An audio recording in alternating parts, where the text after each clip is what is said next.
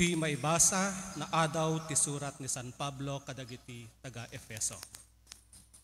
Idawdawat po iti Diyos ni Apo tayo a Hesu Kristo. Iti nagloryaan nga Ama. Kaited na kada kayo ti Espiritu ama magsirib, ken mangiparangarang iti Diyos kada kayo, tapno maamuan nyo iti Diyos. Idawdawat ko amaluktan kuma, dagiti pampanunot yo, tapno makita tayo tilawag na.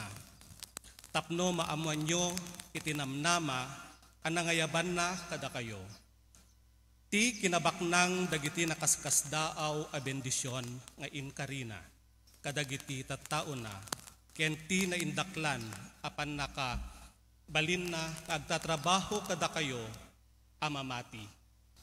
Daytoy apan nakabalin nga adda kada tayo, isumitlaeng tinabileg, apan nakabalin nga insuro na, idi pinagungar na ni Kristo.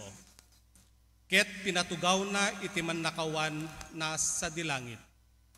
Agturay ni Kristo sa jay, nangat-ngato ngem dagiti amin a nailangitan apang Pangulo, agtuturay, pannakabalin ken Apo.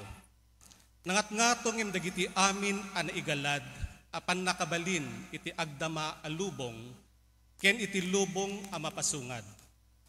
Inkabil ti Diyos dagiti amin a banag, iti sakaanan ni Kristo, ket ited ni Kristo akangatuan nga Apo iti iglesia.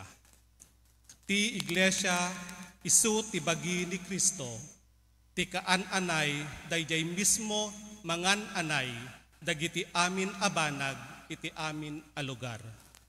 Ti sao ti Apo. Agyaman tayo.